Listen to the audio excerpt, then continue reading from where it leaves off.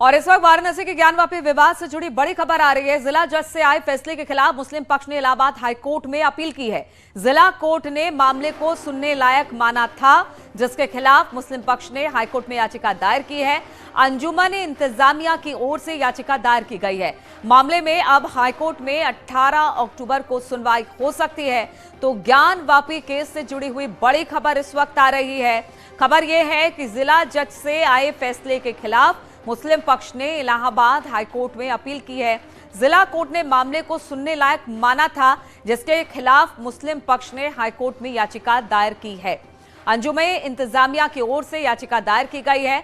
मामले में अब हाईकोर्ट में 18 अक्टूबर को मामले में सुनवाई रखी गई है। तो मुस्लिम पक्ष ने हाईकोर्ट का दरवाजा खटखटाया है। जिस तरह से कल ज्ञानवापी केस में जो फैसला आया, उसी को लेकर यह अपील की गई है। बातचीत करने के लिए सर्वेश इस वक्त प्रयागराज से हमारे साथ जुड़ गए हैं।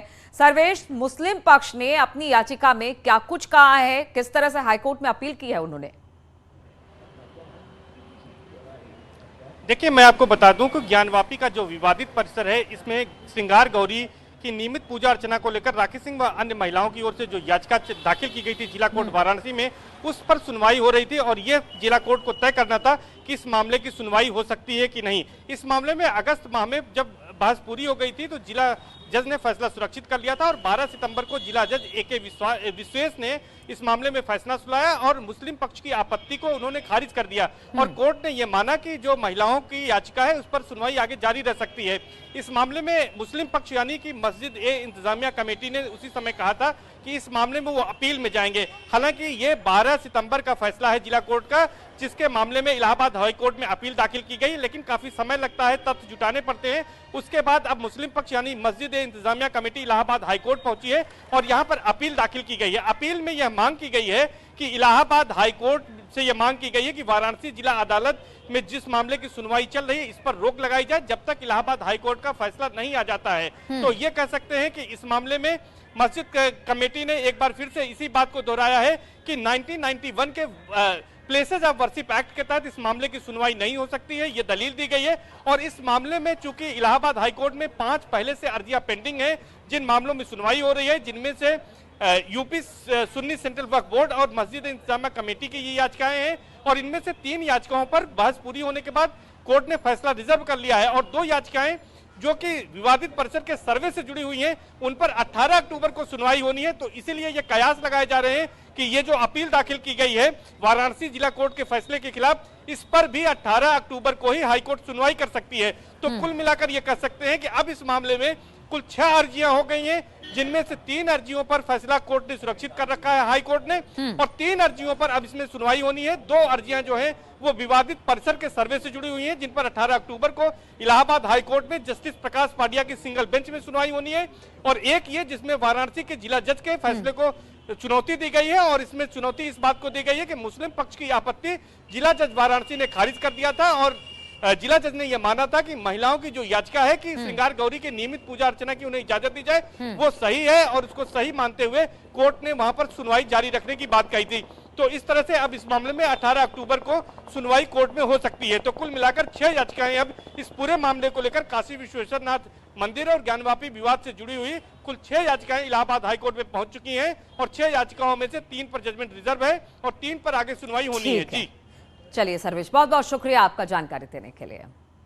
और अतीक अहमद की संपत्ति होगी कुर्क। 34 करोड़ की अवैध संपत्ति कुर्की की बात हो रही है। लखनऊ के गोमती नगर में जमीन है, भैंसोरा इलाके में यह जमीन बताई जा रही है। प्रयागराज पुलिस लखनऊ में अब इसको लेकर कार्रवाई करेगी। अतीक पर 97 केस दर्ज हैं और एक के बाद एक कुर्की की कार्रवाई भी की जा रही है। अब खबर आ रही है कि अतीक अहमद की संपत्ति जो कि 34 करोड़ की बताई जा रही है अवैध संपत्ति, उसे कुर्क करेगी प्रशासन। लखनऊ के गोमती नगर में ये जमीन स्थित है। भैंसोरा इलाके में ये जमीन अतीक की बताई जा रही है, जिस पर कुर्की की कार्रवाई की जाएगी। प्रयागराज पुलिस लखनऊ में कुर्की की कार्रवाई को अंजाम देगी। अतीक पर 97 केस दर्ज हैं। लगातार अतीक की मुसीबतें बढ़ती चली जा रही हैं। एक एक कर उसकी संपत्ति को अटैच किया जा रहा है और अब एक और संपत्ति कुर्क करने की तैयारी में प्रशासन। 34 करोड़ की संपत्ति जो कि इस वक्त लखनऊ में स्थित है, गोमती नगर में यह जमीन है, अवैध तरीके से यह जमीन बनाई गई थी। भैंसोरा इलाके में यह जमीन बताया जा रहा है लखनऊ के, और प्रयागराज पुलिस लखनऊ में कुर्की की कार्रवाई को अंजाम देगी। अतीक पर 97 केस दर्ज है और इसी को लेकर एक एक कर उसके सारे काले कारोबार पर पुलिस की नजर है। इसलिए अवैध तरीके से जो भी जमीन या संपत्ति अर्जित की गई है उसको लेकर कुर्की की कार्रवाई लगातार हो रही है। बातचीत करने के लिए ऋषभ मणि हमारे साथ जुड़ गए हैं। ऋषभ, अतीक की मुश्किलें तो कम होने का नाम नहीं ले रही है। एक एक कर कई संपत्ति कुर्क हुई है और एक और संपत्ति की बात हो रही है लखनऊ। कहां पर यह संपत्ति है और कितने की संपत्ति बताई जा रही है और कब होगी कुर्की की कार्रवाई? देखिए, करीब 34-35 करोड़ की ये संपत्तियां बताई जा रही हैं।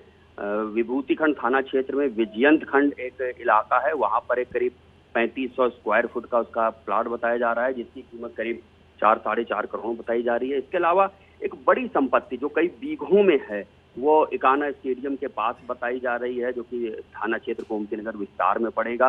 उसको भी चिन्हित करके उसको आज कुर्क कराया जाएगा। प्रयागराज से एक टीम निकल रही है एक गस्टेड अफसर के नेतृत्व में, जो यहाँ पर आके ये पूरी कुर्की की कार्रवाई करेंगे। ये कुर्की गैंगस्टर एक्ट का प्रावधान 14(a) के तहत हो रही है, जहाँ पर अपराध और अवैध कामों से कोई भी गैंगस्टर जो संपत्ति कमाता है उस संपत्ति को कुर्क किया जाता है। बीते कुछ सालों में यूपी पुलिस ने गैंगस्टर एक्ट के इस प्रावधान का इस्तेमाल काफी तेजी से किया है माफियाओं की कमर तोड़ने में। चाहे मुख्तार अंसारी हो या अतीक अहमद हो, विजय मिश्रा हो, बदन सिंह बद्दो हो, इनकी संपत्तियां लगातार गैंगस्टर एक्ट के तहत कुर्क की जा रही हैं। अतीक अहमद वो माफिया हो गया है जिसकी संपत्ति, अगर रकम की बात करें तो सबसे ज्यादा संपत्ति अतीक अहमद की कुर्क की गई है, जो करीब 1100 करोड़ रुपए की कुर्की अभी तक अतीक अहमद की हो गई है। ठीक है, बहुत बहुत शुक्रिया आपका ऋषभ मणि जानकारी देने के लिए। तो अतीक पर 97 केस दर्ज हैं, उसके खिलाफ लगातार गैंगस्टर एक्ट के तहत कार्रवाई हो रही है और अब अतीक की बड़ी एक कहते हैं कि 34 करोड़ की जो संपत्ति है उसको कुर्क करने की तैयारी चल रही है।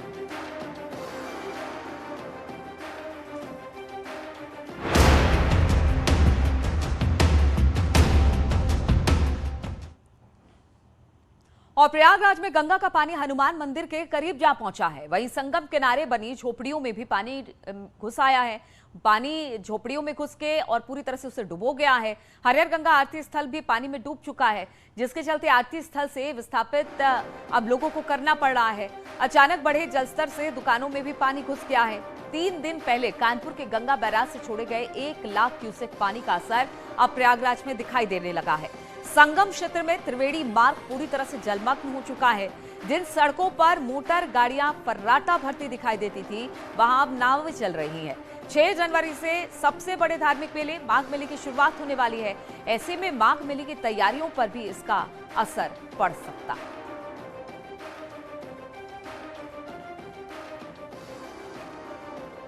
तो दुकानों में भी पानी भर आया है। बाढ़ का पानी शहरों में सड़कों पर हर जगह देखने को मिल रहा है।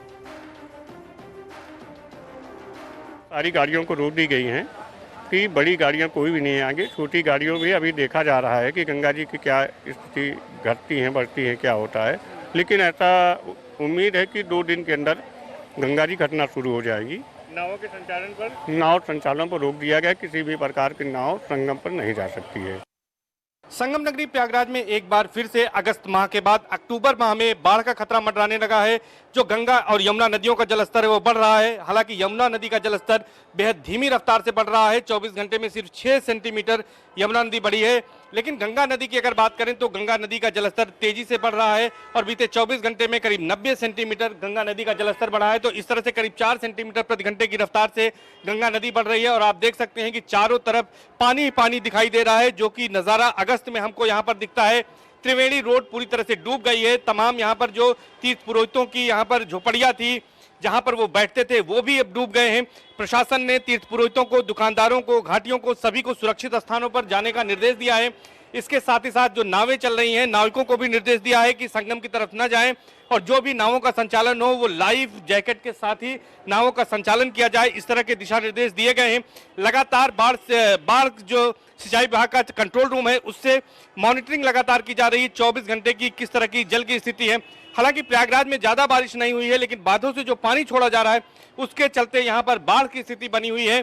तो फिलहाल जो बाढ़ की स्थिति है वो भयावह बनी हुई है और लगातार हालात पर जिला प्रशासन नजर बनाए हुए है। कैमरा पर्सन संजू मिश्रा के साथ सर्वेश दुबे, न्यूज़ 18 प्रयागराज। और रुकेंगे यहाँ पर छोटे से ब्रेक के लिए, जल्द हाजिर होंगे।